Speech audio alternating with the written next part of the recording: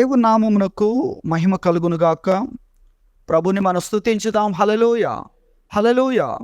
ప్రభు సన్నిధిలో చక్కని సమయాన్ని మనం కలిగి ఉంటున్నాం. దేవుని వాక్యంలో నుండి రోమీయులకు రాసిన పత్రిక 8వ అధ్యాయము 8వ అధ్యాయంలో 37 నుండి మనం చూస్తే, అయినను మనలను ప్రేమించిన వాని ద్వారా మనం వీటన్నిటిలో అత్యధిక విజయం పొందుచున్నాము. మరణమైనను జీవమైనను దేవదూతలైనను ప్రధానులైనను ఉన్నవి అయినను రాబోవునవి అయినను అధికారులైనను ఎత్తైనను లోతైనను సృష్టింపబడిన మరి ఏదైనను మన ప్రభువు అయిన క్రీస్తు యేసునందలి దేవుని ప్రేమ నుండి మనలను ఎడబాప నేరవని రూఢిగా నమ్ముచున్నాను. దేవుని వాక్యములో చూస్తున్నాం. రోమా పత్రిక 8వ అధ్యాయం 38, 39 వచనాల్లో ఉన్న మాటలను మనం చూస్తున్నాం. క్రీస్తు యేసు నందలి, మన ప్రభువైన క్రీస్తు యేసు నందలి దేవుని ప్రేమ ఎక్కడుంది? దేవుని ప్రేమ క్రీస్తు యేసులో ప్రత్యక్షపరచబడింది అన్న విషయాన్ని మనం గ్రహించాలి. కాబట్టి మన ప్రభువైన క్రీస్తు యేసు నందు దేవుని ప్రేమ ఉంది. ఆ దేవుని ప్రేమ నుండి మనలను ఇవేవి కూడా వేరు చేయలేవు అనే విషయాన్ని ఇక్కడ తెలియజేస్తున్నాడు. ఇక్కడ ఒక 10 విషయాలు చెప్పాడు. 10 విషయాలు చూస్తున్నాం. మరణమైన, జీవమైన, అలాగే దేవదూతలైన, ప్రధానులైన, అలాగే అధికారులైన అనే మాట మనం చూస్తాం ఇంగ్లీష్ బైబిల్లో. దేవదూతలు, ప్రధానులు, అధికారులు, అలాగే ఉన్నవి అయినా రాబోవునవైనా, అలాగే ఎత్తైన లోతైన సృష్టింపబడిన మరి ఏదైనాను మన ప్రభువైన క్రీస్తు యేసు నందలి దేవుని ప్రేమ నుండి మనల్ని వేరు చేయలేదు. మనం ఎక్కడున్నాం? దేవుని ప్రేమలో ఉన్నాము. దేవుని ప్రేమను నమ్ముకొని ఉన్నాం. ప్రభు అయిన యేసుక్రీస్తులో ఆ దేవుని ప్రేమ మన వెలుగులోనికి వచ్చింది. మనము ఆ ప్రేమను తెలుసుకున్నాం, విన్నాం. దేవుని ప్రేమ శాశ్వతమైనది. మనం ప్రేమించకున్నా, మనం వ్యతిరేకించినా, మనం తిరస్కరించినా ఆయన మనల్ని ప్రేమిస్తూనే ఉన్నాడు. ఆయన మన కొరకు ఈ లోకంలోనికి వచ్చాడు. ఆయనకు అన్నీ ఉన్నాయి. దేవునికి అన్నీ ఉన్నాయి. ఆయనకు అన్నీ ఉన్నాయి. ఆయన గురించిన విషయాలన్నీ కూడా మానవ జ్ఞానానికి అందనివి. కానీ ఆయన మన కోసం వచ్చాడు. మనకేమీ లేవు, మనకేమీ లేదు. ఉన్నది కూడా మనది కాదు. మన జీవం కూడా అర్థం లేనిది. మీ జీవం ఏ పాటిది? మనకేదో ఉంది అనుకున్నా కూడా అది లేకుండా పోతుంది. మనం ఎలా వెళ్ళిపోతున్నాం? ఏమి లేనివారుగా. ఉన్నవన్నీ, సంపాదించినవన్నీ ఆశించి, ప్రయత్నించి, పోరాడి ఊరికే సాధించామా? చింతించి, బాధపడి, పోరాటాలు చేసి, యుద్ధాలు చేసి సాధించాం కదా. అది జ్ఞానమైనా, అది విద్య అయినా, అలాగే గృహములో ఉన్న వస్తువులైనా, ఇంకా అనేకమైనవి. కానీ అవి ఉన్నా లేకుండా పోతున్నాం. మన జీవితమే, మానవ జీవితమే చూస్తే అనేకమైన వాక్యాలు ఉన్నాయి మానవ జీవితాన్ని గురించి. కాబట్టి దేవుని ప్రేమలోనే అంత ఉంది. ఆ దేవుడు మన కొరకు వచ్చాడు. ఎందుకంటే మనకు ఏమీ లేదు. మనకు అన్నిటినీ ఇవ్వడానికి ఆయన వచ్చాడు. నీ జీవం కూడా నువ్వు కాపాడుకోలేవు. అందరు కాపాడుకోవాలనుకుంటున్నారు. ఆహారం తీసుకోవడం మొదలుకొని, జ్ఞానం సంపాదించుకోవడం మొదలుకొని, అలాగే మందులు ఔషధములను ఆశ్రయించడం మొదలుకొని ప్రతిదీ కూడా కాపాడుకోవడానికి. ప్రతిదీ కాపాడుకోవడానికి, అయినా కాపాడుకోలేకపోతున్నారు కదా ఏ ఒక్కరు కూడా. ఆయన నిత్య జీవాన్ని ఇవ్వడానికి కోసం. కాబట్టి ఆయన ప్రేమలో ఆశ్చర్యం, ఆయన ప్రేమలో,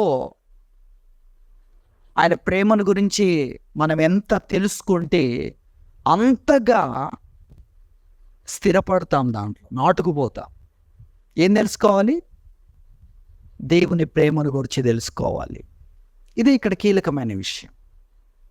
మనం ఒకవేళ వీలైతే మరొక వర్తమానం విందాం. ఆయన ప్రేమను గురించి తెలుసుకోవడమే ఇక్కడ కీలకం. ఎన్ని విషయాలు వింటున్నా కూడా దేవుని సంపూర్ణత యందు, దేవునికున్న సంపూర్ణత యందు మీరు పూర్ణులగునట్లుగా ఏం చేయాలి? దేవుని ప్రేమ యందు మీ వేరు పారాలి, మీరు స్థిరపడాలి అన్నాడు. ఒకసారి మనం చూద్దాం వాక్యం. ఎఫెసీ పత్రిక, ఎఫెసీ పత్రిక 3వ అధ్యాయము 18వ వచనములో 3వ లైన్ చూడండి. 18వ వచనం నుండి 3వ లైన్లో, మీరు దేవుని సంపూర్ణత యందు పూర్ణులగునట్లుగా ఏం కావాలి? ప్రేమయందు వేరుపారి స్థిరపడాలి. తర్వాత సమస్త పరిశుద్ధులతో కూడా దాని వెడల్పు, పొడవు, లోతు, ఎత్తు ఎంతో గ్రహించుకొనుటకును, జ్ఞానమునకు మించిన క్రీస్తు ప్రేమను తెలుసుకొనుటకును తగిన శక్తి గలవారు కావాలి. దేవుని ప్రేమను తెలుసుకోవడానికి తగిన శక్తి కావాలి. మనం అనేక రకాలైన సామర్థ్యం కొరకు, శక్తి కొరకు దేవుణ్ణి అడుగుతాం. దేవుని ప్రేమను తెలుసుకునే శక్తి నీకు అంటే దేవుని సంపూర్ణత యందు నీవు పూర్ణుడవు అవుతావు, లోపం లేని వ్యక్తి అవుతావు, పర్ఫెక్ట్ అవుతావు అంటుంది దేవుని వాక్యం. ఏం తెలుసుకోవాలి? దేవుని ప్రేమను తెలుసుకోవాలి. ఇక్కడ వాక్యంలో మనం చూస్తున్నాం, ఆ ప్రేమ యందు వేరుపారాలి, స్థిరపడాలి. అలాగే సరిపోదు, సమస్త పరిశుద్ధులతో కూడా దాని యొక్క పొడవు తెలుసుకోవాలి. చాలాసార్లు పొడవు తెలుసుకోవట్లేదు. అందుకు దేవుని ప్రేమ అంత పొడవైంది కాదేమో అనుకుంటున్నా. వెడల్పు తెలుసుకోవాలి. ఏం తెలుసుకోవాలి? వెడల్పు. పొడవే కాదు, అది ఎంత విశాలమైందో అది కూడా తెలుసుకోవాలి. అలాగే అది ఎంత ఎత్తైనదో, అది ఎంత లోతైనదో. అంత లోతు లేదేమో దేవుని ప్రేమకు అనే పరిస్థితి సాతాను కలగజేస్తాడు. మనమేమో అవును అనుకుంటూ ఉంటాం. కాదు, దేవుని ప్రేమ అది వేరు. నువ్వు వ్యతిరేకంగా ఉన్నప్పుడే ఆయన ప్రేమించాడు, శత్రువుగా ఉన్నప్పుడే ప్రేమించాడు. ఆయన వచ్చింది దేని కొరకు వచ్చాడు? నీ ద్వారా ఏదో మేలు పొందడానికి, నీ ద్వారా ఏదో బెనిఫిట్, లాభం పొందడానికి కాదు. ఆయనకు అన్నీ ఉన్నాయి. తనకేదైనా కొదువైనట్టు ఆయన మనుషుల చేతులతో సేవించబడేవాడు కాదు. దేవుడు అంటే ఏంటో తెలుసా అని ఆ ఏథెన్స్ పట్టణంలో అపోస్తలుడైన పౌలు బోధించడం మొదలుపెట్టాడు. ఆయన ఎవరనుకుంటున్నావు? జగత్తును అందరి సమస్తమును నిర్మించిన దేవుడు, అన్నిటినీ మానవునికి ఇచ్చిన దేవుడు. ఆయనకే తక్కువ ఉంటుంది. ఆయనకేదో తక్కువ అయినట్టు నీ చేత సేవించబడడం ఏంటి? ఆయనకేం తక్కువ ఉంది? ఆయన అన్నీ కలిగిన వాడు. దేవుడు అంటే ఏంటో అక్కడ చెప్పడం మొదలుపెట్టాడు. కాబట్టి గ్రహించాలి. అలాగే మహాకాశములైన పట్టజాలం ఆయన ఏంటి? ఒక రూములో, ఒక గదిలో, ఇందులో ఉండడం ఏంటి అనే విషయాన్ని, దేవుణ్ణి గూర్చిన విషయాలు ఆశ్చర్యం. దేవుడు అంటే నిజంగా మనుషులకు తెలియడం లేదు. మనకే ఇంతగా, ఇంకా ఇంత లోత, లోపలికి వెళ్తూనే ఉంటే ఇంత లోత అని అనిపిస్తుంది కదా. ఇక తెలియని వారికి ఏ విధంగా ఉంటుందండి? దేవుడు అంటే దేవుని ఒక బొమ్మగా చేసేవారికి ఏం తెలుస్తుందండి కదా.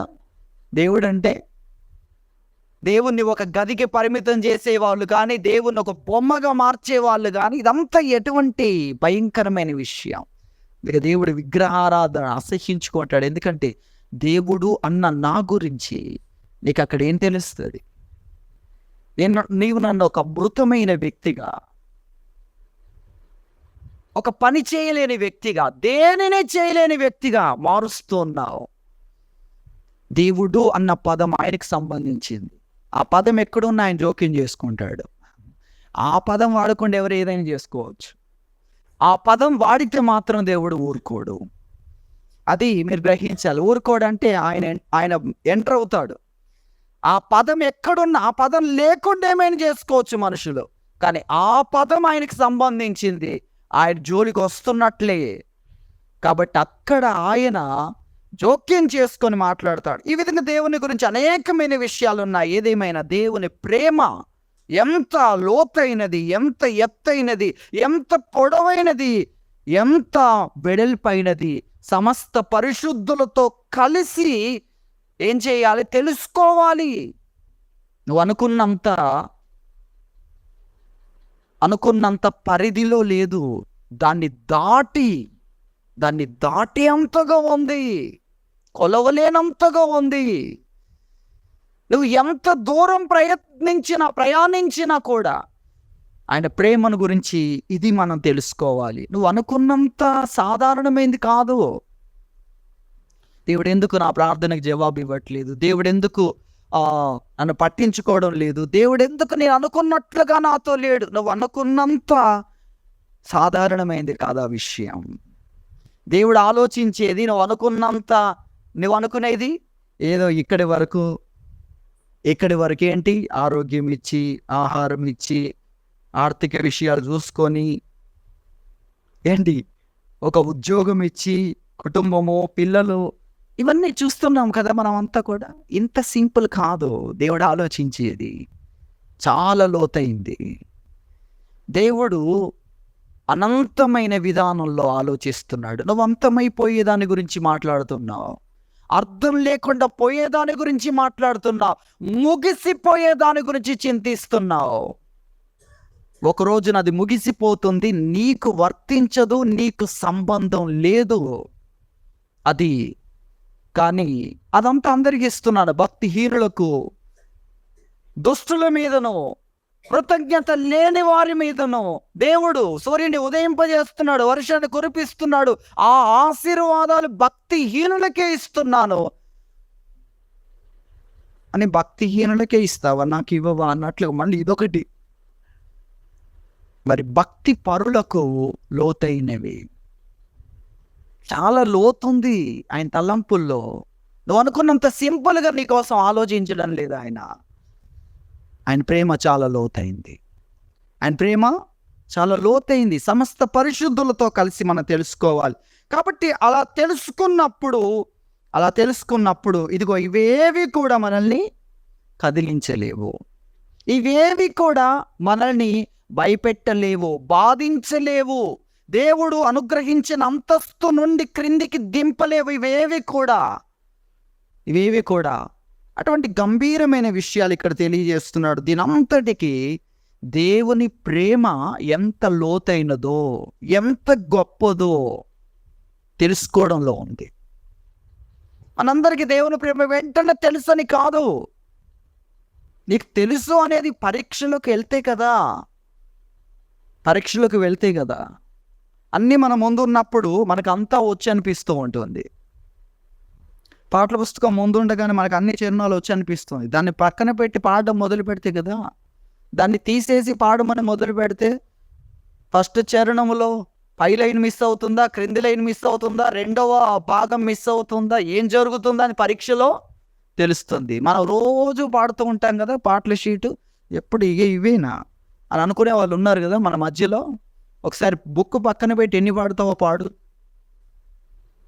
అలా అసలు బుక్ పక్కన పెట్టి దేవుని సన్నిధిలో పాటలు పాడే ప్రోగ్రాం ఉందా అసలు మీకు? దేవుణ్ణి కీర్తించడం అనే ప్రోగ్రాం ఉందా? ఇష్టమైన పాటలు ఉన్నాయా? అలా ఎన్ని పాటలు మీ హృదయంలో బయటకు వస్తున్నాయి దేవుని సన్నిధిలో అడుగు పెట్టక ముందే. చూసారు, అటువంటి పరిస్థితిలో ఉన్నాం మనం. ఎన్నిసార్లు, 100 సార్లు పాడిన పాట అయినా మీకు వచ్చి అసలు పక్కన పెట్టి మీరు పాడగలరా? అంతా వచ్చి అనిపిస్తుంది, ఉండగానే అంతా వచ్చి అనిపిస్తుంది. తర్వాత ప్రాక్టికల్లోనికి వెళ్ళిన తర్వాత మన లోపాలన్నీ బయటపడుతూ ఉంటాయి. అంత దేవుని ప్రేమ నాకు తెలుసు అనుకుంటూ ఉంటాం. తెలియదు. నువ్వు తెలుసుకోవాలి, తగిన శక్తి గలవాడు కావాలి. అలాగే సమస్త పరిశుద్ధులతో కలిసి, అసలు సమస్త పరిశుద్ధులందరూ ఎందుకు కలవాలి? దేవుని గురించి. మన ప్రధానమైన సబ్జెక్ట్ ఏంటో తెలుసా? దేవుడు. దానికి బదులు ప్రపంచమంతా చుట్టొస్తూ ఉంటాం, కానీ ఏమి లాభం? మన ధ్యానం మనం ఇతరులతో కలిసి అన్వేషించగలిగిన ప్రధానమైన అంశం ఏంటంటే దేవుని యొక్క ప్రేమ. అది దేవుని వాక్యం తెలియజేస్తుంది. ఎంత తెలుసుకుంటే అన్నిటి మీద మనకు అత్యధికమైన విజయం, మనల్ని కదిలించేవి, మన పరీక్షలు, మన సవాళ్ళ మీద నిత్యత్వములోనికి వెళ్ళకుండా నాకు లేని భాగ్యం వీళ్ళక అనుకుంటున్నాడు ఒక శత్రువు. వాడి అనుభవం చాలా ఎక్కువ, వాడు వెళ్ళిన ఎత్తు చాలా ఎక్కువ. ఎక్కడికి వెళ్ళాడు?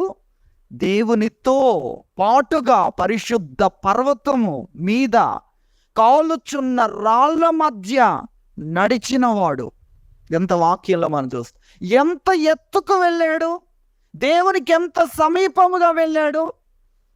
అభిషేకించబడిన కెరూబులు, మహాదూతలు, వారిలో అభిషేకించబడిన కెరూబు. కాబట్టి వాడికి ఎంత తెలుసు, ఎంత అనుభవం ఉంది, ఎన్ని విషయాలు తెలుసు, ఇవన్నీ కూడా మనం చూస్తాం. అన్ని తెలిసిన వాడు దేవదూతల్లో మూడవ భాగాన్ని ఓడించి వాళ్ళని దురాత్మలుగా మార్చాడు. ఇది మన ప్రకటన గ్రంథంలో మాత్రమే మనకు కనబడుతూ ఉంటుంది. ఆ విషయం మన ఊహకు మించిన ప్రపంచంలో జరిగిన దాన్ని ప్రకటన గ్రంథంలో అక్కడ తెలియజేస్తాడు. పరలోకములో అపవాది ఎలా ఉన్నాడు, ఆ తర్వాత ఏం జరిగింది, వాడి సైన్యం ఎలా తయారైంది, ఇదంతా కూడా మనకు అక్కడ కనిపిస్తుంది. మనం అది ధ్యానించే సమయంలో వాటి గురించి తెలుసుకుంటాం. కాబట్టి ఆ శత్రువు నాకు దొరకని భాగ్యం వీరికి దొరకడం ఏంటి, వీరు నా ముందు ఎంత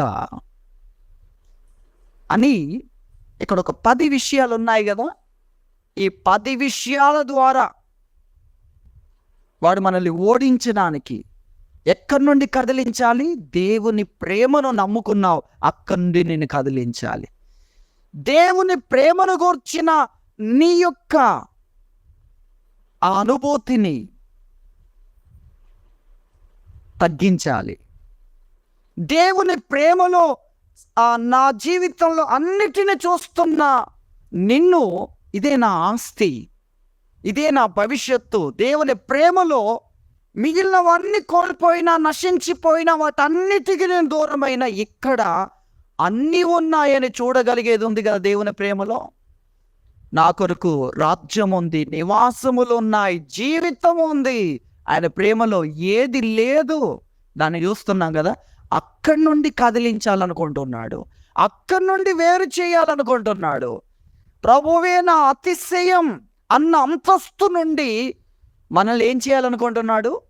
రక్షణలో మనకున్న అతిశయం చూస్తే నిజంగా ఒక సంపూర్ణమైన వ్యక్తిని మనలో చూసుకోగలం. కానీ ఆ తర్వాత దేవునితో నడకలో మన సబ్జెక్ట్ తగ్గిపోద్ది. మన ఆకర్షణలు, ఇతరమైన వాటికి మనం ఆకర్షించబడతాం. కానీ రక్షణ అప్పుడు అన్నిటినీ ప్రక్కకు నెట్టి దేవుని ప్రేమ అనేదే మన సబ్జెక్టు. కాబట్టి ఆ రోజున మనలో లోపాలు వెతికినా దొరకవు. కానీ ఆ తర్వాత అక్కడి నుండి కదిలించబడుతున్న పరిస్థితి. ఎందుకంటే దేవుని ప్రేమ అన్నది అధ్యయనం నువ్వు చేయట్లేదు. అదే కారణం. అది మనం గ్రహించాలి. మరలా ఆ విషయాన్ని ఇక్కడ నేర్చుకుంటున్నాం. కాబట్టి ఇవన్నీ మరణమైన, జీవమైన, దేవదూతలైన, ప్రధానులైన, అధికారులైన, ఉన్నవైన, రాబోవునవైన, ఎత్తైన, లోతైన, సృష్టింపబడిన మరి ఏదైనను మన ప్రభు అయిన క్రీస్తు యేసు నందలి దేవుని ప్రేమ నుండి మనల్ని వేరు చేయలేవు. మరణం వేరు చేయలేదు, జీవం వేరు చేయలేదు. అలాగే దేవదూతలు కూడా వేరు చేయలేరు. దేవదూతలు, ఒక్క దేవదూత వస్తేనే ఈ లోకమంతా ఈ బొమ్మల కంటే, మేము కలిగి ఉన్న ధనము కంటే, జ్ఞానము కంటే, మేము గొప్ప చేస్తున్న మహాత్ములు మహానుభావుల కంటే నువ్వే గొప్ప కదా అని దేవదూత వెంబడి వెళ్ళాలి. అర్థమవుతుందా? దేవదూత అంటే ఊరికే కాదు కదా, మాట్లాడడమే కాదు, చాలా విషయాలు. ఇంకా కొన్ని ప్రత్యేకమైన దేవదూతలు ఉంటారు. వారు భూమిని ఆపరేట్ చేస్తారు, ఆకాశమును ఆపరేట్ చేస్తుంటారు, మెరుపుకు మార్గాన్ని నిర్ణయిస్తూ ఉంటారు, గాలిని, పంచభూతములను ఏం చేస్తున్నారు? నిర్వహిస్తున్నారు. నిర్వహణ. ఏమి నిర్వహణ మీరు ఆలోచించండి. వాటి వేగం ఎంత, వాటిని నిర్వహిస్తున్నారు. అదంతా కూడా ప్రపంచానికి ఒక రోజున దేవుడు చూపించబోతున్నాడు. కాబట్టి ఎంత ఆశ్చర్యం. అసలు టైం అక్కడ ఉంది. అక్కడ ఏ తేడా జరిగినా ఈ భూమి ఎంత, అక్కడ ఏ తేడా జరిగినా, కానీ అక్కడ తేడా జరగకుండా అక్కడ ఉంది. ఆకాశ మండలములో కట్టడం ఉంది, దేవుని చట్టం ఉంది. అవన్నీ కూడా దేవుని సైన్యము నిర్వహిస్తుంది అన్న విషయాన్ని మనం గుర్తించాలి. కాబట్టి దేవదూతలైనా వేరు చేయలేరు. దేవదూతలు కలిసి ఒక 10 మందో 100 మందో 1000 మందో 1,00,000 మందో వచ్చి మనల్ని క్రీస్తు ప్రేమ నుండి వేరు చేద్దామంటే చెయ్యలేరు అని చెప్పాలంటే ఆ ప్రేమలో ఏముందో నీకు తెలిసి ఉండాలి. అప్పుడు ఈ ప్రేమలో, ఈ ప్రేమ ఏం చేసిందో నువ్వు చేయగలవా? అర్థమవుతుందా? దేవదూతలు అన్న ప్రస్తావన వచ్చింది కదా, దేవదూతలు కూడా నన్ను వేరు చేయలేరు అని చెప్పాలంటే మీరు ఆలోచించండి. మీకు ఆ ప్రేమ ఎంత తెలిసి ఉండాలి, ఆ ప్రేమలో ఎంత నాటుకుపోయి ఉండాలి, మీరు ఆ ప్రేమను గురించి ఎంత తెలిసి ఉండాలి. ఈ ప్రేమ దేవదూతలు కూడా చేయలేరు. ఈ ప్రేమ ఇచ్చేది దేవదూతలు ఇవ్వలేరు. ఈ ప్రేమ ఏం చేసింది? తన ప్రాణం ఇచ్చి మమ్మల్ని దేవుని కోసం ఒక రాజ్యముగా చేసింది. దేవుని రాజ్యముగా, దేవుని ప్రజలుగా మమ్మల్ని మార్చింది. దేవుని కొరకు రాజ్యంగా చేసి రాజులుగా, యాజకులుగా, ఏలుబడి చేసేవారుగా. ఎక్కడ? అనంతమైన రాజ్యంలో, క్యాలెండర్లు లేని రాజ్యంలో ఏలుబడినిచ్చింది. ఇక్కడ అధికారాల కొరకే మనుషులు ఏం చేస్తున్నారో తెలుసా? ఇక్కడ అధికారాల కోసం మనుషులు ఏం చేస్తున్నారు మీరు చూడండి. ఎంతవరకు ఉంటుంది అధికారం? ఆ తర్వాత అధికారం ఏం చేస్తుంది? వారిని నూతన పరిచి ఒక ఎవరు చేరుకోలేని అంతస్తుని ఇస్తుందా? ఇవ్వలేదు. కానీ దేవుని ప్రేమ ఏం చేసింది? పరలోకాన్ని విడిచిపెట్టుకొని ఆయన మన కొరకు వచ్చాడు. ఏది లేదు ఆయనకు, అన్నీ ఉన్నాయి. ఇక్కడ ఏమీ లేదు మనకు. ఉన్నవి కూడా పోగొట్టుకునే స్థితిలో ఉన్నవారము. జీవముతో పాటుగా మనకున్నవన్నీ ఎలా వచ్చామో అలా వెళ్తున్నాం. దిగంబరులుగా అనే దాంట్లో ఏమీ లేనివారుగా అనేది చూడండి. అటువంటి స్థితిలో ఉన్న మనల్ని చూసి జాలిపడ్డాడు ఆయన. అన్నిటినీ ఇవ్వడానికి కొరకు వచ్చాడు. తన మహిమనే వస్త్రముగా ధరింపచేయడానికి వచ్చాడు. తన సింహాసనమును పంచుకోగలిగిన వ్యక్తులుగా చేయడానికి, ఆ మహిమ కలిగిన సింహాసనమును స్వతంత్రింప చేయడానికి వచ్చాడు. ఆయన ప్రేమలో ఎన్ని విషయాలు ఉన్నాయి ఆలోచించండి. అది దేవదూతలు చేయగలరా? ఆయన మహిమలోనికి వెళ్ళి, అమ్మో మహాదూతలు అంటే కదా మీరు, అందుకే మాకు 6 రెక్కలు ఉన్నాయి. ఏం దూతలు? మహాదూతలు. ఎందుకు మహాదూతలైన మీకెందుకు 6 రెక్కలు? చూడండి, ఆయన వెలుగు పడకుండా, మా పాదాలు కనబడకుండా మా పాదాలను కప్పుకోవాలి ఆయన సన్నిధిలో. మా ముఖమును కప్పుకోవాలి, మా శరీరం అంతా కప్పుకోవాలి. ఆ తర్వాత ఉన్న 2 రెక్కలతో ఎగురుతూ ఆయన ఆరాధించాలి. ఎటువంటి పరిస్థితి ఉంది? కానీ ఆయన మనకిచ్చిన స్థానం చూడండి.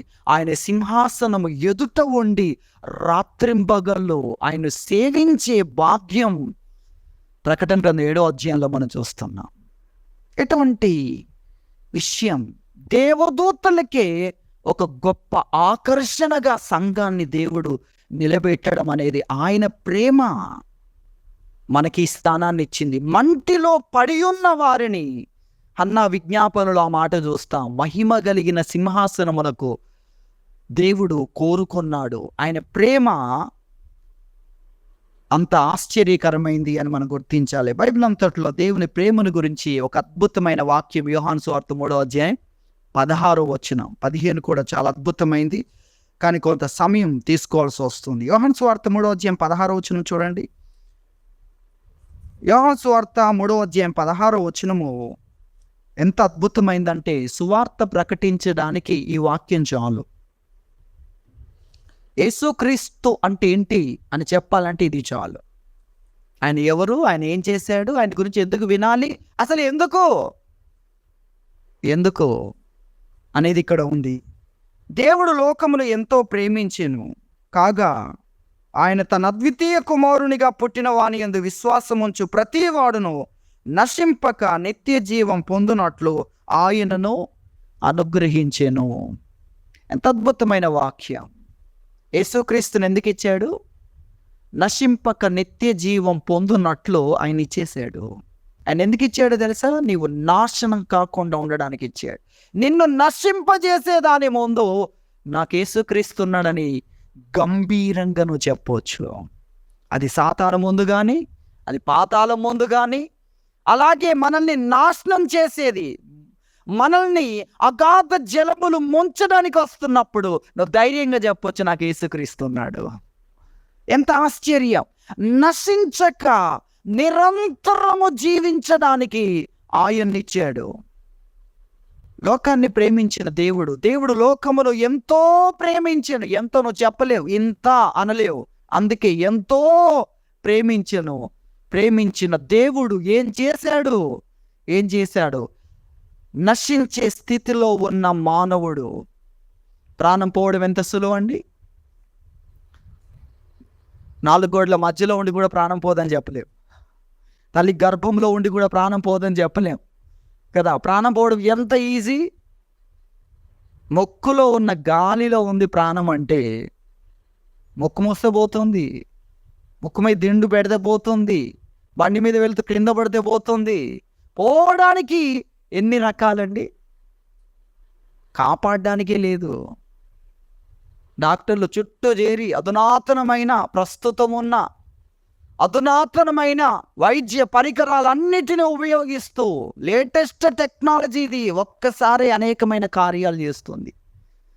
ఒక్కసారి అని అన్నా కూడా ఒక వెంటిలేటర్ మాత్రమే కాదు, అదే సమయంలో కిడ్నీస్ పాడైపోయినా కూడా అదే సమయంలో నీకు ఆక్సిజన్ అందిస్తూ, అదే సమయంలో నీ రక్తాన్ని శుద్ధి చేస్తూ, వెంటనే మంచి రక్తంలో పంపిస్తూ, అలాగే ఎన్ని విషయాలను అన్నీ ఉన్నా కూడా ప్రాణం పట్ల ఉన్న ఆశ తగ్గిపోతూ ఉంటుంది. డాక్టర్లందరూ చూస్తూనే ఉంటారు, మేమేం దేవుడా అంటారు వారు. కాపాడడానికి ఇంత ఉన్నా కూడా అవన్నీ చూసి వారి హృదయానికి తెలుస్తుంది దేవుడే. అందులో క్రీస్తు ఆయన పేరు పెట్టి పిలిచి రప్పించగలడు కుళ్ళిన శవమును. ఆయన ఎవరు? కాబట్టి ఇక్కడ ఈ యోహాను సువార్త 3:16లో ఈ ఇంట్రడక్షన్లోనే సమయం అయిపోతుంది చూడండి. మరణం, జీవం, ఒక్కొక్క దాంట్లోకి అసలు ఏంటిది, ఈ అంశాలు ఏంటి, ఇవి వేరు చేయడం ఏంటి, ఎలా వేరు చేస్తాయి? మరణం సరే, జీవం ఎట్లా వేరు చేస్తుంది, దేవదూతలు ఎట్లా వేరు చేస్తారు? ఇంకా ఇందులోకి మనం రావట్లేదు, ఎందుకంటే మనకు సమయమే తక్కువ ఉంది. తర్వాత ఈ ప్రేమ, దేవుని ప్రేమ అనే ఇంట్రడక్షనే అద్భుతమైంది. అసలు ఆయనకి ఏం లేదని మన కోసం వచ్చాడు. ఆయన అదంతా కాదనుకున్నాడు. ఆశ్చర్యం ఆయన గురించి. ఆయనకి ఏది లేక వచ్చాడు. నీవు లేక, నీ దుస్థితిని బట్టి, నీకున్న నాశనకరమైన ప్రతి దానికి ఆయన జవాబు. మానవుడు ఎదుర్కొంటున్న ప్రతి నష్టములో ఆయన జవాబు. దాని నుండి విడిపించడానికి ఆయన మాత్రమే వచ్చాడు. ఎంత ఆశ్చర్యం! దేవుడు లోకంను ఎంతో ప్రేమించాను. ఇదే ఆశ్చర్యం. దేవుడు నిన్ను ప్రేమిస్తున్నాడు. ఆ ప్రేమ అనే మాట ఎంత ఆశ్చర్యమో. ప్రేమ అనే మాట, ప్రేమ ఏం చేస్తుంది? త్యాగం చేస్తుంది. ప్రేమ అనే మాటలోనే ఎంత గొప్పతనం ఉందో అది ఇప్పుడు కనబడుతుంది. దేవుడు ఏం చేశాడు? ప్రేమించాడు. దేవుడు ప్రేమించాడు. అయితే ఏం చేశాడు అంటే యేసుక్రీస్తుని చేశాడు. దేవుడు ఎవరిని ప్రేమించాడు? లోకములో ఉన్న మనుషుల్ని దేవుడు ప్రేమించాడు. ప్రేమించిన దేవుడు ఆ ప్రేమ ఏం చేసిందంటే యేసుక్రీస్తును లోకానికి ఇచ్చేసింది. ఏంటి యేసుక్రీస్తు? నీవు నశించక నిత్య జీవం, నిరంతరము జీవించడానికి కొరకు, అంటే నిన్ను నాశనం చేసే ప్రతి దాని నుండి నిన్ను కాపాడి నిరంతరము జీవించగలిగిన జీవాన్ని నీలో స్థాపించడానికి యేసుక్రీస్తునిచ్చాడు. ఆయన మన మీదకి వచ్చే నాశనాలన్నిటినీ కూడా ఆపడం ఒక విషయం అయితే, మన ప్రాణమే, మన జీవమే ఏపాటిది? నిరంతరము జీవించగలిగిన జీవాన్ని నీకు ఇవ్వడానికి ఆయన వచ్చాడు. అది ఈ వాక్యం చెప్తుంది. ఈ వాక్యంలో ఎన్నో విషయాలు మనం ప్రేమల గురించి ధ్యానించాలంటే యోహాను సువార్త 3వ అధ్యాయం 16వ వచనాన్ని మనము ధ్యానించడం మొదలు పెడితే అనేకమైన విషయాలు మనకు తెలుస్తాయి.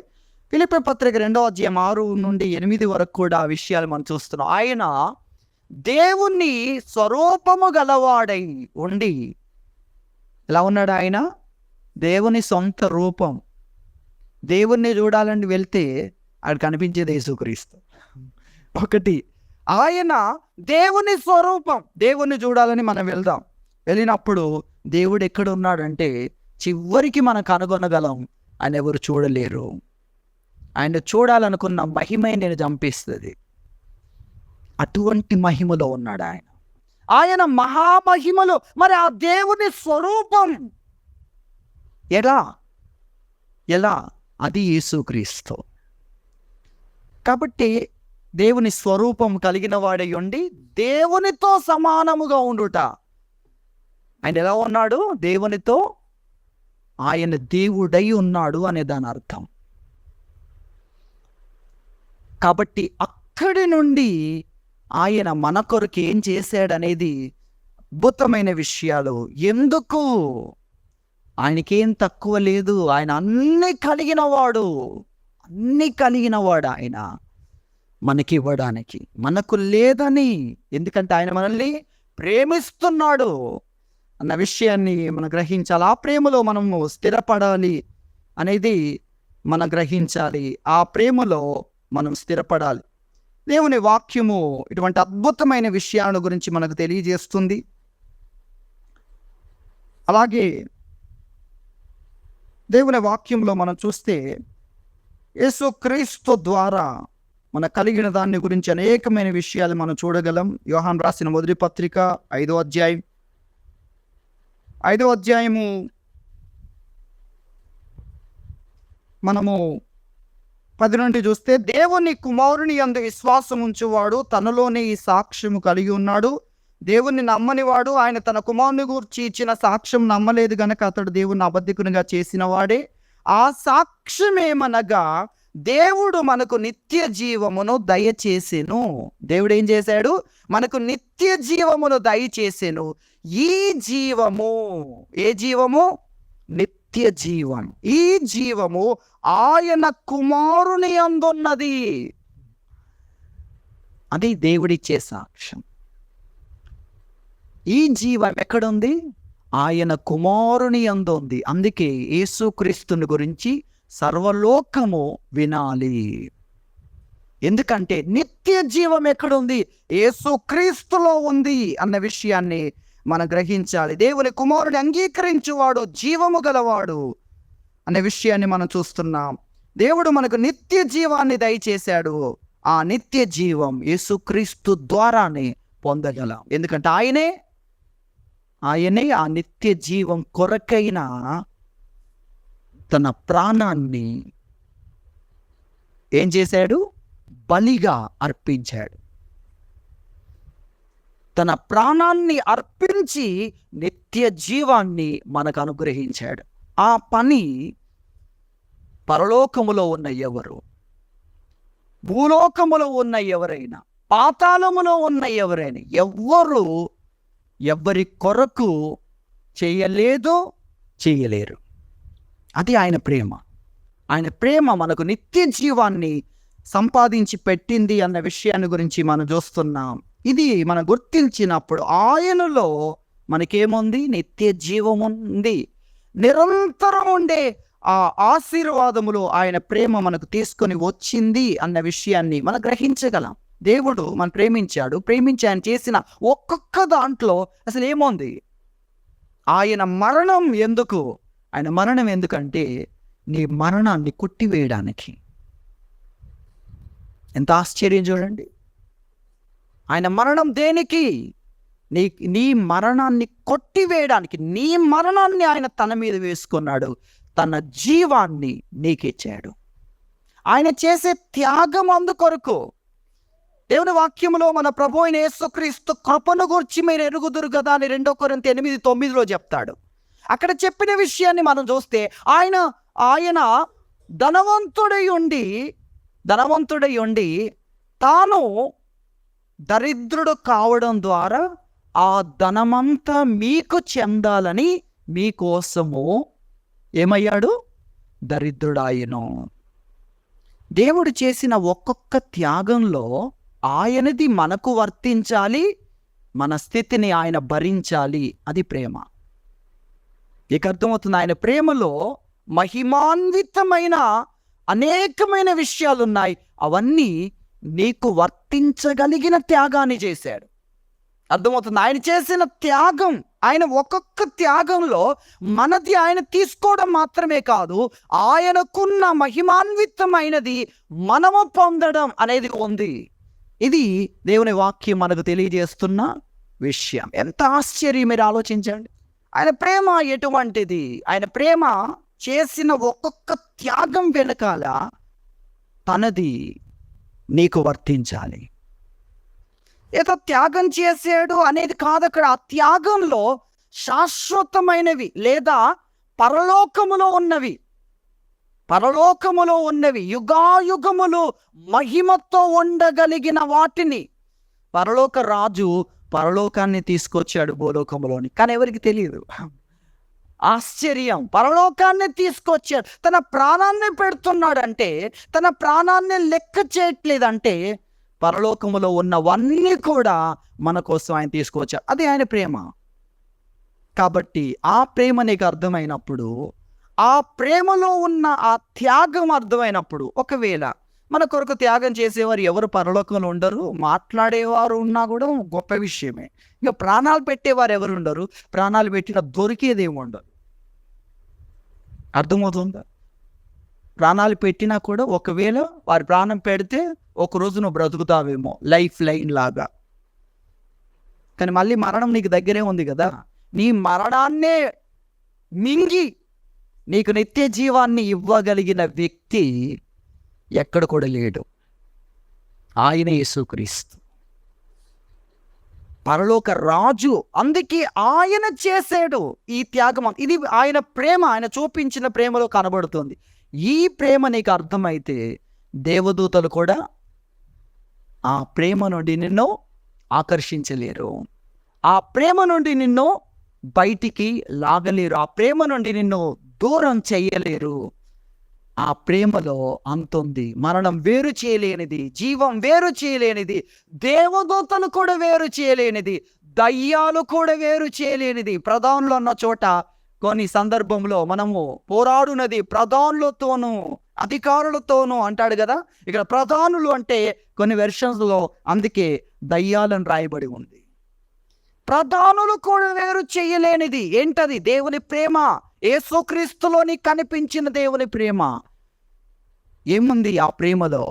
ఆ ప్రేమలో నిత్య జీవం ఉంది. నిత్య జీవం ఉంది. నేను నశించక నిత్య జీవం పొందినట్లు నా మీదికి వచ్చే నాశనాలన్నిటి మీద నాకు విజయం ఉంది ఆ ప్రేమలో. నన్ను నాశనం చేయడానికి కోసం ఎదురు చూస్తున్న, ముంచడానికి ఉన్న ప్రళయ జలముల మీద కూడా నాకు ఏముంది? విజయం ఉంది. యేసయ్య ప్రేమ నాకు ఆ విజయాన్ని తీసుకొచ్చింది. ఉన్నవైనా ఉన్న వాటిలో ఉన్న కష్టాలన్నీ రాబోవునవైనా అనే దాంట్లో మన జీవితంలో ఫ్యూచర్లో మన మీదకి వచ్చేవి రోగాలు వస్తాయి కదా, బలహీనతలు వస్తాయి కదా, వృద్ధాప్యం వస్తాయి కదా, బలం తగ్గిపోతుంది కదా, మరణం కూడా వస్తుంది కదా, రాబోయే దాంట్లో ఇవన్నీ ఉన్నాయి కదా, అవి కూడా అని చెప్తున్నాడు ఇక్కడ. ఇవన్నీ ఎంత శక్తివంతమైన విషయాలు, కానీ ఇవి మనల్ని ఒక స్థలము నుండి కదిలించలేవు అంటుంది. ఇవి ఏంటవి? మరణం, తర్వాత జీవం, దేవదూతలు, తర్వాత ప్రధానులు, తర్వాత అధికారులు, ఇతరమైన శక్తులు అనేది కూడా మనం గ్రహించాలి. అధికారులు అంటే వారికి అధికారం ఉంది, నాకుంది అధికారం అంటారు చూసారా?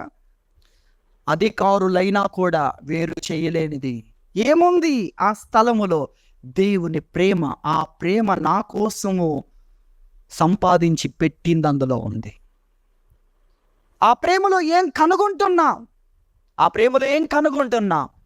ఈ ప్రపంచంలో ఉన్నవన్నీ కలిసి ఎంత నష్టం కలిగించినా, ఇక్కడ ప్రధానులు, అధికారులు అనే దాంట్లో ఆ ప్రధానులు అంటే దయ్యాలు, శక్తులు అని అనుకుంటే, అపవాది వాడి సైన్యం మొత్తం కలిసి ఇక్కడ నుండి నన్ను వేరు చేయలేరు. ఎక్కడున్నాం? దేవుని ప్రేమను నమ్ముకున్నాం, దేవుని ప్రేమను హత్తుకొని ఉన్నాం.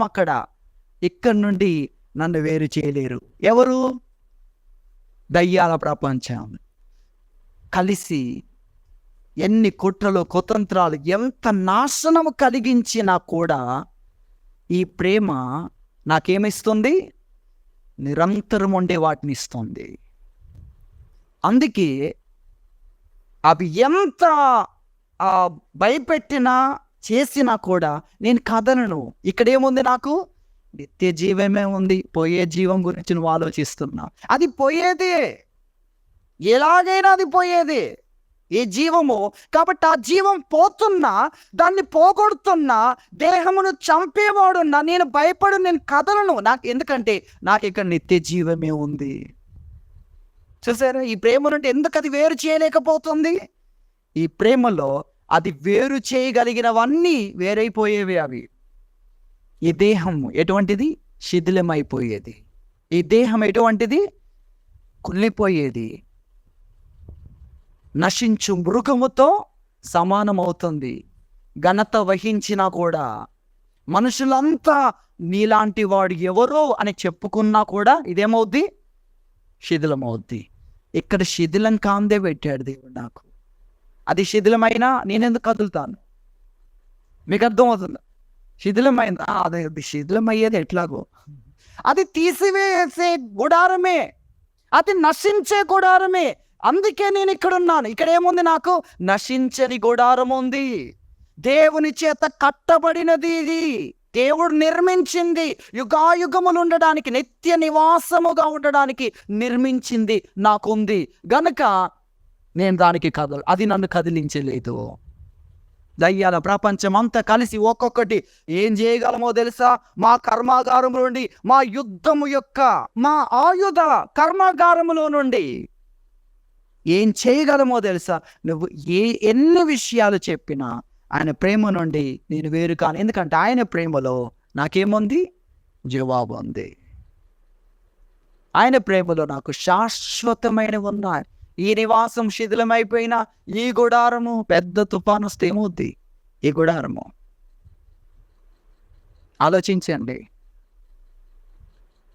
అలాగే ఇక్కడున్నవన్నీ కూడా రాబోవినవే అనే దాంట్లో పంచభూతములో మహావేంద్రముతో కరిగి లయమైపోవనట్టి దినము గురించి బైబిల్ చెప్తుంది.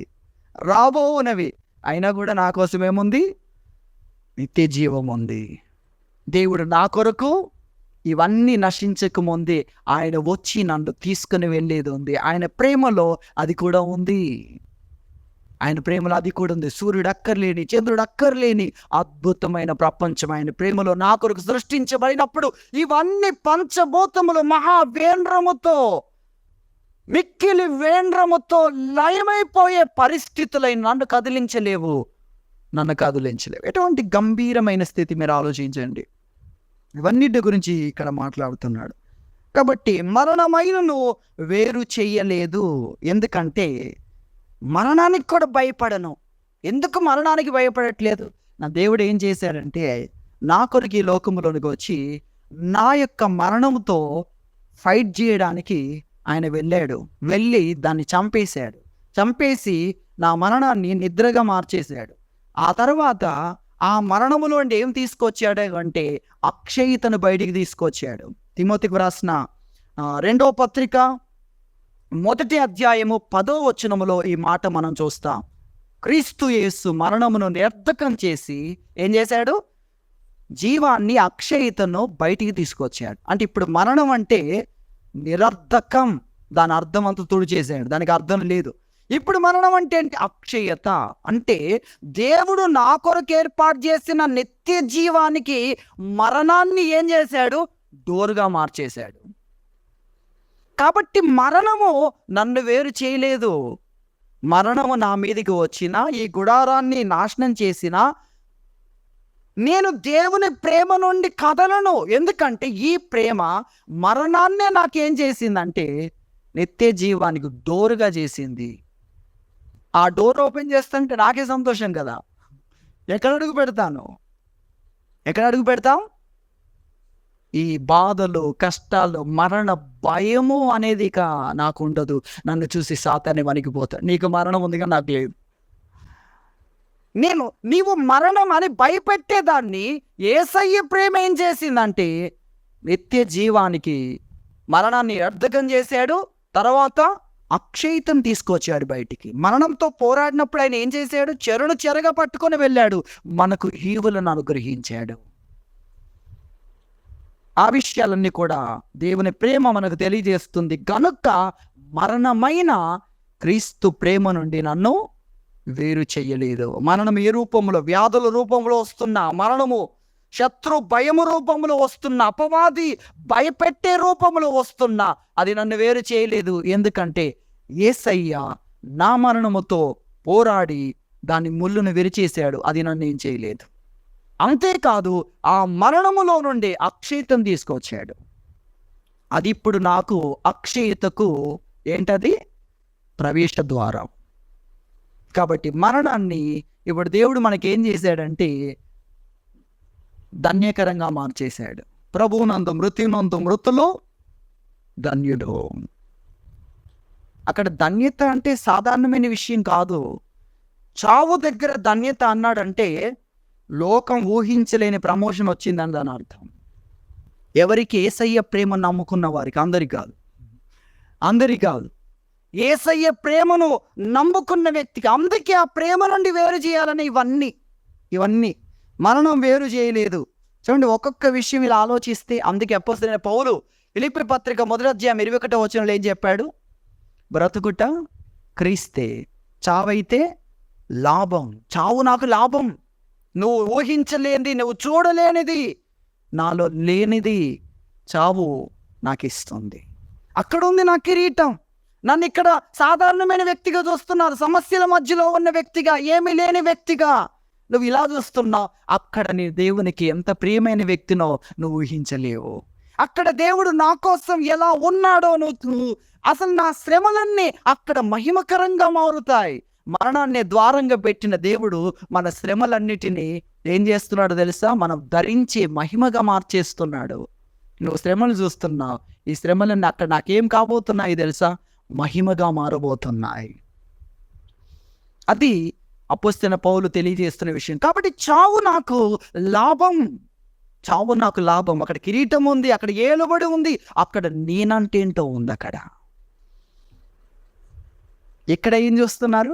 అపోస్తలుడైన పౌలులో ఆయన కష్టాలు చూస్తున్నారు, ఆయన శ్రమలు చూస్తున్నారు. ఇదే పరిస్థితుల్లో మనం ఎలా ఉన్నాం లోకములో అని వారు పోల్చుకుంటున్నారు కొంతమంది. కానీ ఆయన ఎవరు అనేది పరలోకములో ఉన్నది చూస్తే ఆశ్చర్యం. ఆయన ఎవరు అనేది, అపోస్తలుడైన పౌలు ఎవరు అనేది మనకు తెలిసి ఇప్పుడు. కానీ అపోస్తలుడైన పౌలు జీవిస్తున్నప్పుడు తెలియదు.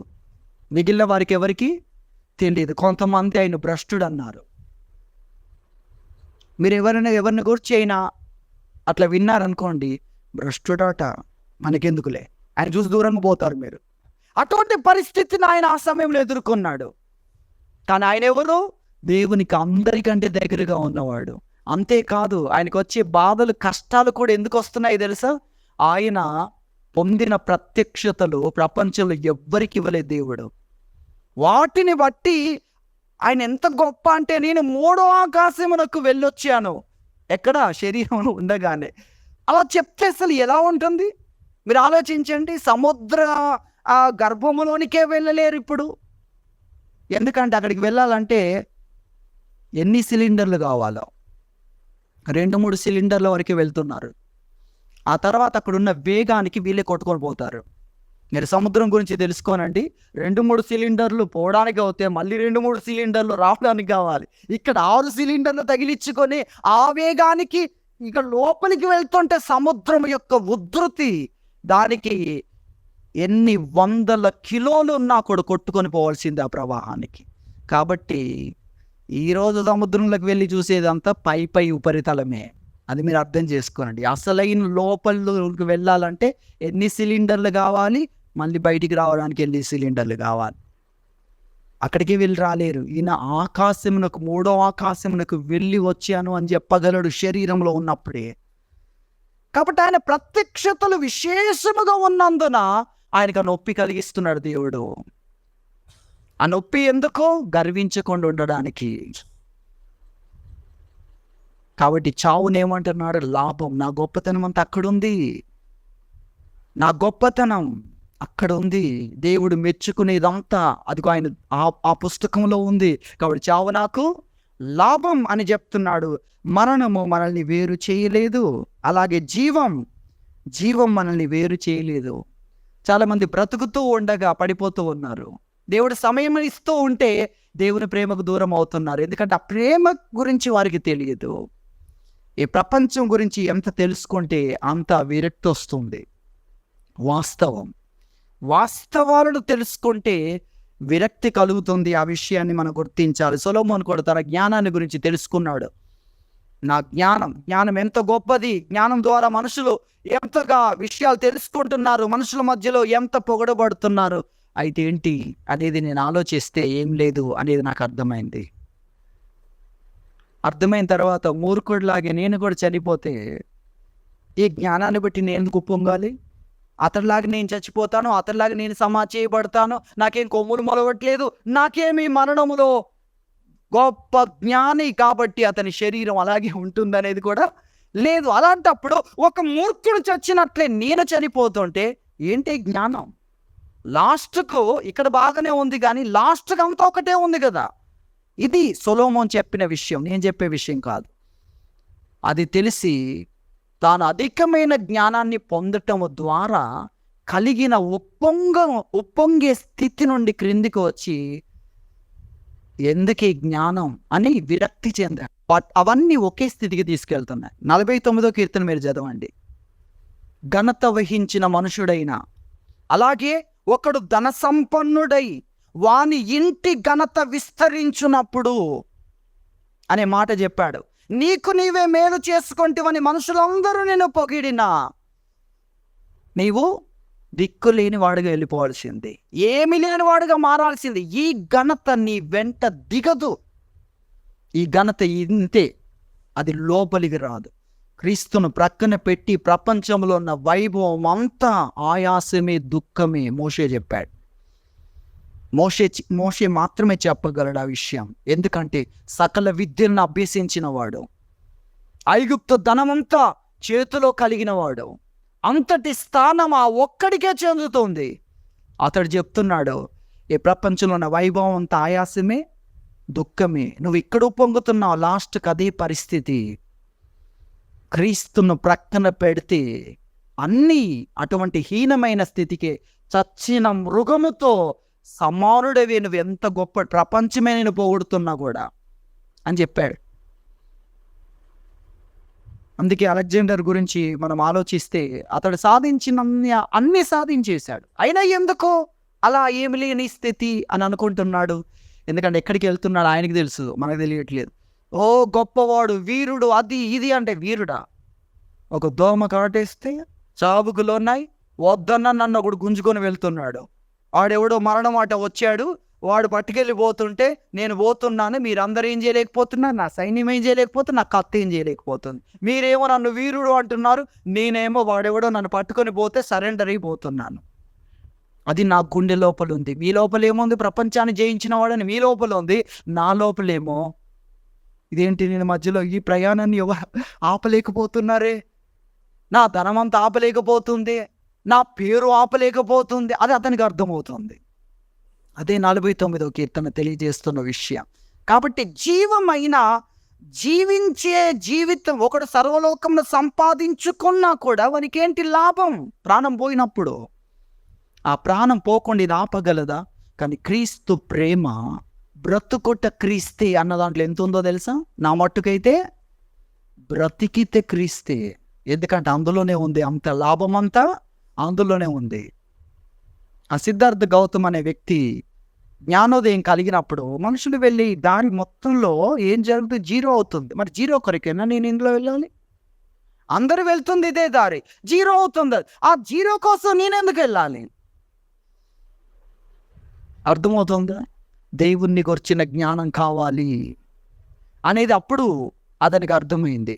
కాబట్టి ఈ సర్వలోకం సంపాదించుకున్న ప్రయోజనం లేకపోతే ఈ జీవంలో విరక్తి వచ్చేస్తుంది. కానీ యేసుక్రీస్తులో ఉంది అంత లాభం. ఆ వాక్యాలన్నీ చదివించడానికి నా ముందు ఉన్నాయి. వ్యర్థము వ్యర్థము వ్యర్థము సమస్తము వ్యర్థం. మొదటి అధ్యాయంలో 2-3 వచనాల్లో, మొదటి అధ్యాయం 14 వచనంలో చాలా స్పష్టంగా వాటి గురించి మాట్లాడతాడు. ఏంటి ఇంత కష్టపడుతున్నావు, సాధిస్తున్నావు, ఉప్పొంగుతున్నావు, కానీ లాస్ట్కి ఏంటి? నువ్వు లాస్ట్ ఆలోచించట్లేదు. సైతాన్ కూడా అదే కదా. సైతాన్ని మనం చూస్తే వాడు వికటాటహాసం చేస్తున్నట్లు కనబడతాడు, కానీ లాస్ట్ గురించి మాట్లాడండి. ఒక దేవదూత వస్తాడు, పరలోకంలోనే నేను యుద్ధం చేసే వ్యక్తిని అన్నట్లు బిల్డప్ ఇస్తాడు. కానీ ఒక దేవదూత పరలోకం నుండి సంఖ్యలు పట్టుకొని వస్తే తల వంచి చేతులిచ్చి ఆ దేవదూత బంధిస్తే బంధకాల్లోకి వెళ్ళిపోతాడు. 1000 సంవత్సరాలు అగాధంలో బంధించబడతాడు. ఇది స్థితి. చివరికేంటి? ఉప్పొంగుతున్నాం, అన్నీ చేస్తా, చివరికేంటి? ఎటువంటి హీనమైన స్థితి. కాబట్టి జీవితంలో వ్యర్థము వ్యర్థము వ్యర్థము. అలాగే అన్ని వ్యర్థత కోసమే.